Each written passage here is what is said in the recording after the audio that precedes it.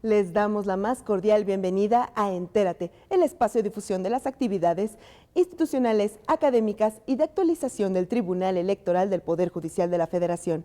Gracias por acompañarnos. Les invitamos a que se queden con nosotros con las conclusiones del curso taller Micromachismos y Nuevas Masculinidades. En esta oportunidad les presentaremos la quinta y última parte de la ponencia del doctor Jesús Daniel González Marín. En esta oportunidad, el ponente concluyó que existen una serie de mitos o ideas deformadas, no probadas y extendidas socialmente en relación a la violencia machista. Se tiende a pensar que solo un cierto tipo de hombres abusa de sus parejas, mientras que la realidad demuestra que no existe un maltratador típico y que la edad, la constitución física, la situación social, la religión o el temperamento no son factores determinantes. Se puede hablar de aquellos rasgos mayoritarios o más comunes que la mayoría de los estudios aportan sobre lo que caracterizaría a una parte significativa de los hombres que maltratan. Les invito a que se queden con nosotros a conocer las conclusiones de esta conferencia. Comenzamos.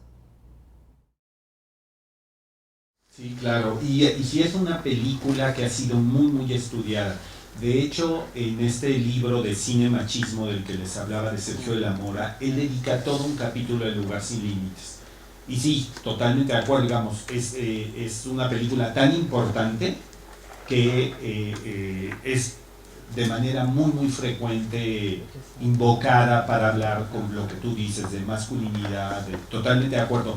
Yo no hablé con ella, tal vez asumiendo que como se habla mucho de ella, ustedes lo sabían, pero qué bueno que lo dices, porque pues, es una asunción equivocada, ¿no? No necesariamente así. Muy bien. ¿Sí? Perdón, me faltaba otro comentario. Sí. Un poco regresando a una idea que comentaba yo ayer de esta cuestión entre el discurso, ahora de género y apertura a la diversidad sexual, pero pensando ahora en el cine, pienso que conozco a dos cineastas que han tenido premios desde el Oso de Berlín hasta premios en Argentina, en Guadalajara, en varios festivales, que son Julián Hernández y Roberto Fiesco, y de pronto nadie sabe, o sea, yo veía, y qué bueno, que Iñárritu ganó un Oscar, qué lindo y demás, pero en una industria completamente ajena a la mexicana, y por ejemplo, Fiesco y Julián Hernández ganando premios aquí, allá y acullá, y de eso nadie habla, más que en el medio de cine de autor, ¿no? Sí. Que también, digo, para un asunto de análisis, el documental Quebranto es también muy interesante y bueno, que además ha posicionado a Coral como la trans más famosa de México. Sí.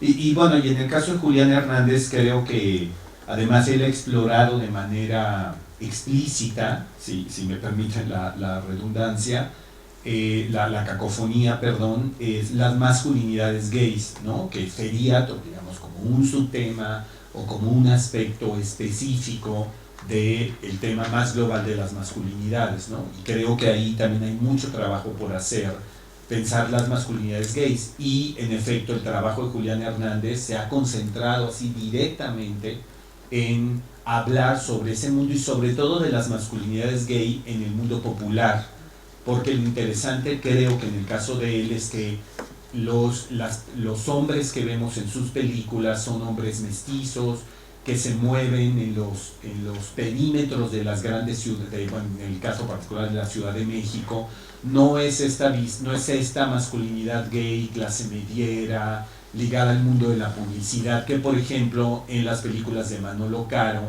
como no sé si cortarme las venas o dejármelas largas, o Elvira, que está ahora en cartelera, él está más preocupado por hablar de una masculinidad gay ligada a una clase media, y creo que una de las grandes virtudes de Julián Hernández es darle rostro a una masculinidad gay que en el cine mexicano pues había sido prácticamente ignorada, ¿no? Muchas gracias. Yo quería también comentar respecto a esto, también la película de Cuatro Lunas, ¿no? Que a mí se me hace algo muy significativo de poderlo estudiar, como un señor, ya hasta con nietos y todo, nunca se había asumido como homosexual, ¿no? Y uno que pues se dedica, pero por necesidad económica, ¿no? En contexto con lo que decía el doctor Parrini, ¿no? Como de la mitad para arriba es mío y de la mitad para abajo es de público, ¿no? Ajá.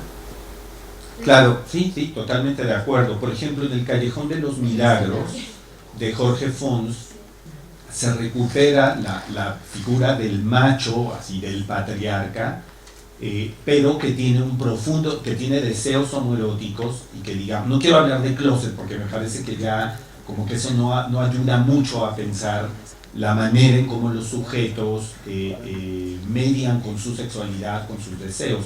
Pero en El Callejón de los Milagros finalmente es un personaje prototípico en la cultura popular mexicana, ¿no? Es decir, ya lo decía el doctor Parrini, como en algunas comunidades de manera tradicional los hombres se iniciaban sexualmente con trabajadores sexuales que podían ser hombres o que podían ser mujeres, ¿no?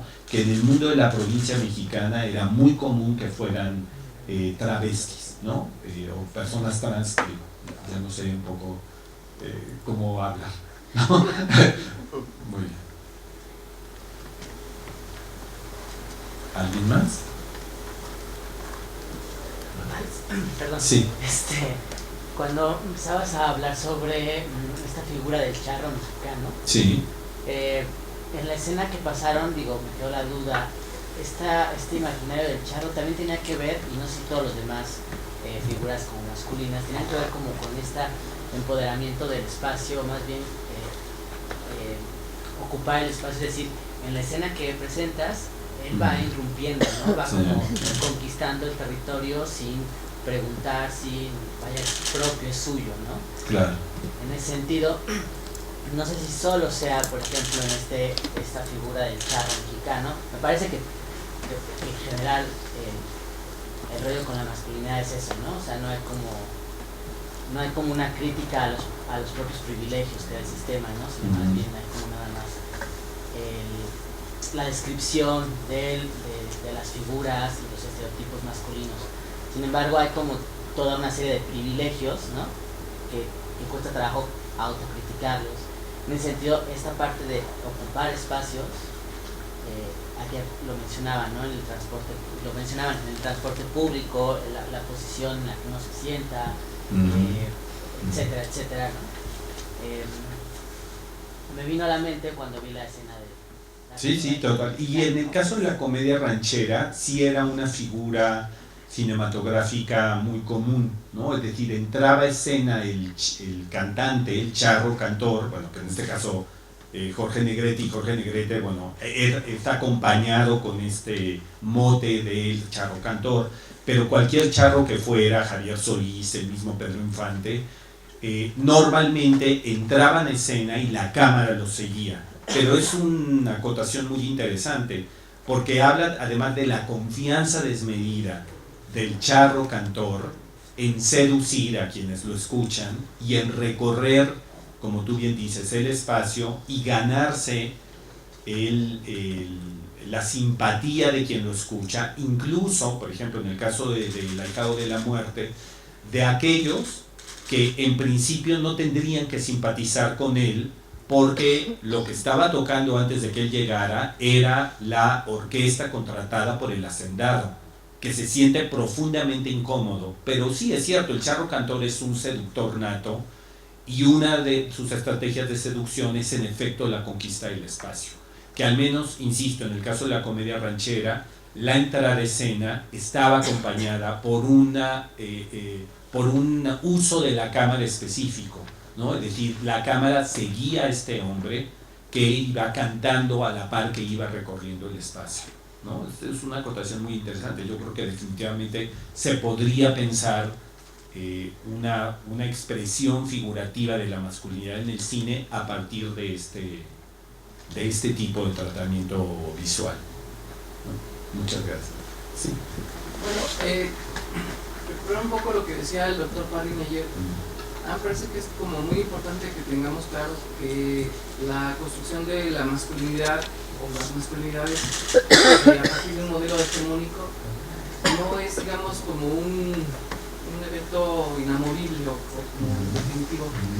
Yo creo que una mirada a este tipo de producciones culturales, si bien no son recuperaciones de la realidad como tal, sino son como retratos que permiten incluso documentar o ejemplificar expresiones de relaciones sociales, hay, yo creo, muestras en las que sí hoy día podríamos analizar la nueva forma de construir las masculinidades sin ser tan cercanas a los modelos machistas del siglo pasado, siguen siendo tremendamente violentas. Viene a mi mente, por ejemplo, la película esta de Sangre de mi sangre, en donde esta construcción de ser hombre incluso contra otros hombres, en mi caso, no sé si la presente, que es un chico que va a Estados Unidos a buscar a su papá, que es Jesús Ochoa, y que se encuentra en el camino a un tipo que se hace pasar por él, incluso al final lo mata. Entonces el Jesús Ochoa, como muy orgulloso de que sea su hijo, así machín, encajoso, ladrón, abusadillo, o sea, como que salta esa parte y al final de cuentas pues incluso se sacrifica hasta para que él siga como en esa línea.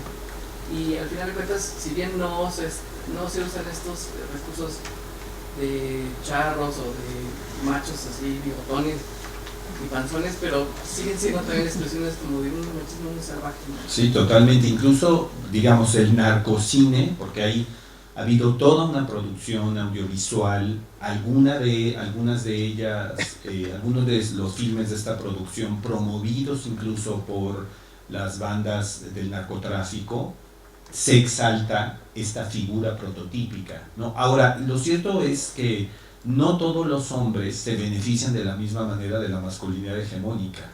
Es decir, cuando hablamos de masculinidad hegemónica, tal vez también debemos de pensar en aquellos hombres que no se benefician de ella o que se benefician muy poco, ¿no? Entonces, también dentro de ese mismo sistema, el mismo hombre no tiene la misma capacidad de situarse de forma favorable que otros. Depende del espacio, depende de muchas cosas, pero sí, es muy interesante. ¿Sí? En esta película de Los Menonitas, no recuerdo el nombre, no la vi. Sí, Luz Silenciosa.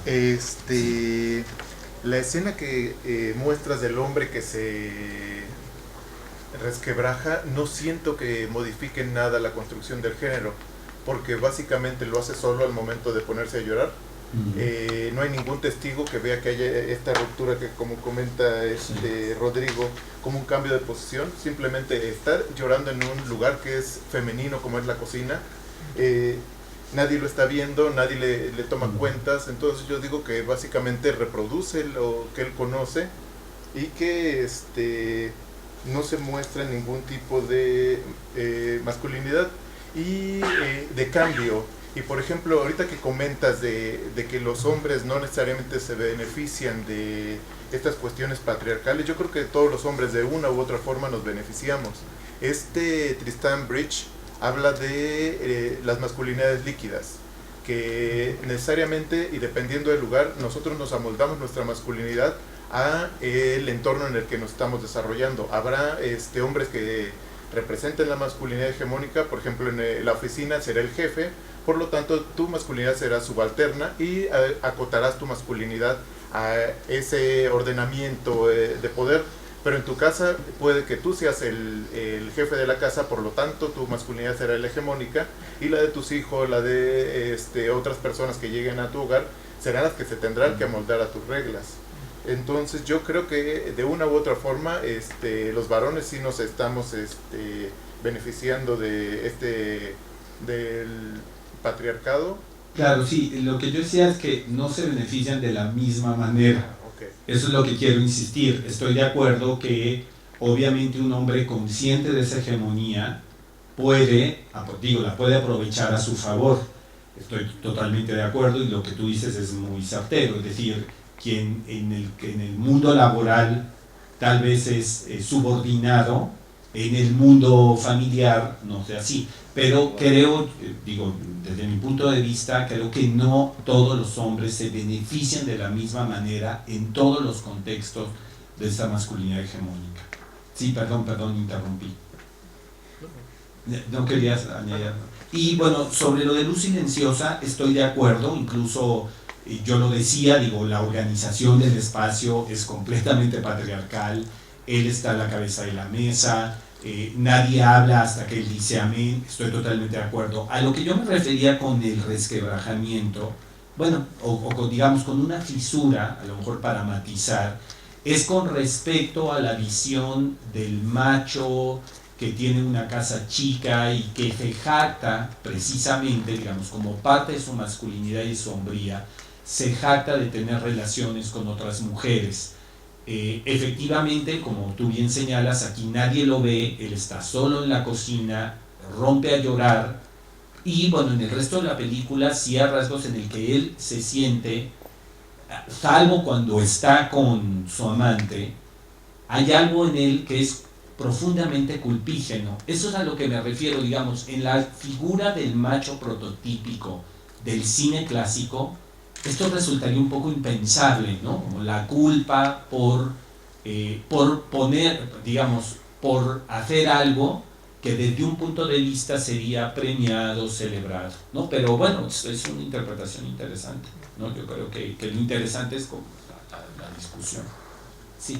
No, ¿sabes qué? Además yo creo que el contraste de las películas permite entender dos, no sé si entender, pero como traer dos cosas a la discusión. Uno es que me parece que ese cine clásico, al menos las escenas que mostraste, vistos hoy día, parecen personajes paródicos, sí, ¿no? O sea, Pedro Infante, toda la entrada de Armendáriz, ¿no? De Negrete. Sí, de Negrete, como Charro. O sea, son escenas, yo creo que ya impensables en este contexto, pero enteras. O sea, quiero decir, cuando un poco, tal vez, permite este contraste ver con claridad, es que el mundo de estos personajes clásicos era un mundo que funcionaba de una manera muy distinta al contemporáneo, pero también que funcionaba de una manera más precisa también, ¿no? O sea, había una noción de familia, un cierto funcionamiento del Estado, una noción, una representación, no sé, de la nación, de la identidad masculina, del lugar de la mujer. Esta, por ejemplo, Silvia Pinal, que no se acerca al grupo de mecánicos, sino que se queda y él se aproxima. Todo eso está como, digamos, es así en algún sentido. Mientras que en el cine contemporáneo tal vez se podrían mostrar muchas otras escenas, etcétera, parece que todo está como dislocado, ¿no? El padre ubicado en el lugar del hijo, el seductor ubicado en el lugar de la seducida, etcétera, etcétera. Entonces quiero decir, o sea, también esas masculinidades requieren de contextos que las sostengan.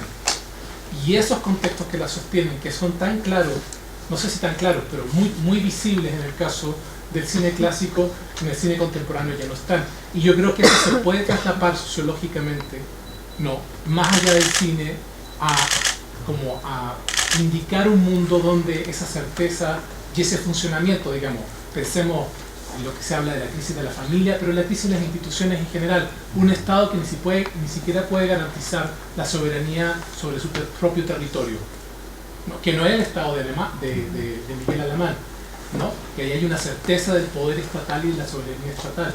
No, claro, que es no digo correlativo, pero digo, es contemporáneo de hombres que no pueden garantizar ni siquiera el dominio sobre su familia, ¿no? Entonces, creo que ahí el cine es como una especie de exploración también en una transformación que tiene que ver con las masculinidades, pero que va mucho más allá de las masculinidades, donde estas masculinidades se producen en contexto, un poco son como, yo llamaría que son sí, algunas de ellas masculinidades melancólicas.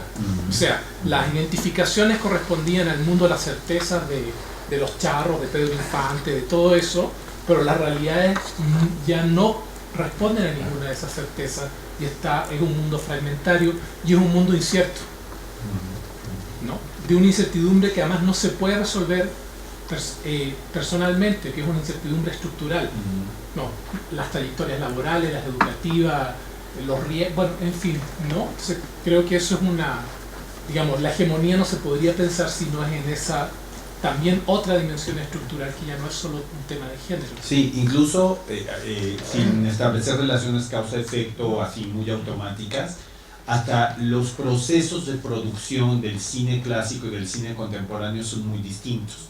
Es decir, la economía neoliberal ha impactado la producción cinematográfica de tal suerte que, por ejemplo, el cine mexicano clásico tenía un apoyo importante del Estado.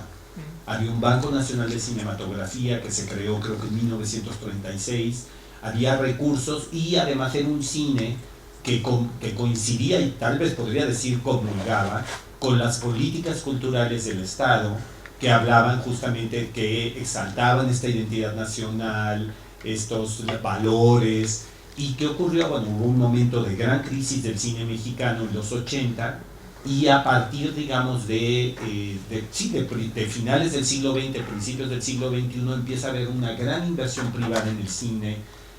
Además, las nuevas tecnologías también permiten otras formas de producción. Entonces hay como una diseminación también discursiva que, sin establecer una relación causa-efecto, se puede corresponder también con una manera de producción de estos materiales en un contexto que para nada corresponde, como tú bien dices, con el del cine clásico.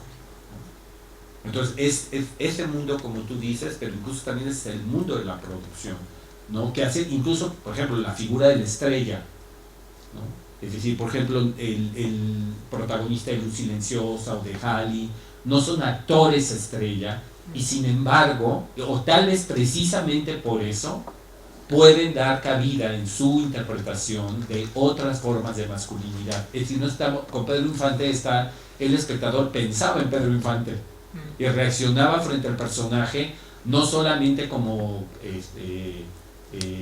no solo como Pepe el Toro, sino como Pedro Infante, ¿no? Pero eso también tiene que ver con una época, con un mundo que, como tú dices, ya no, digamos, realmente ya fue. Realmente ya fue. ¿Alguna otra pregunta? Bueno, pues muchas gracias.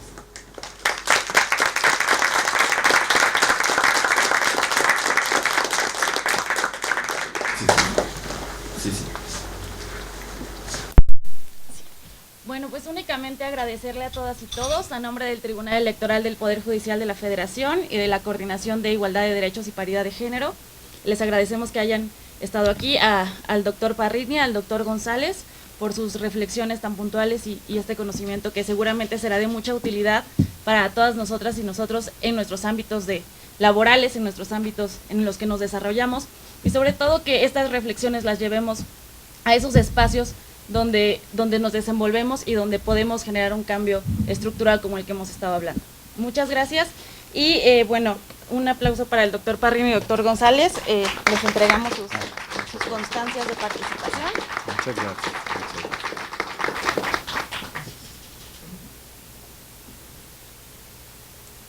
Muchas gracias, doctor. Gracias.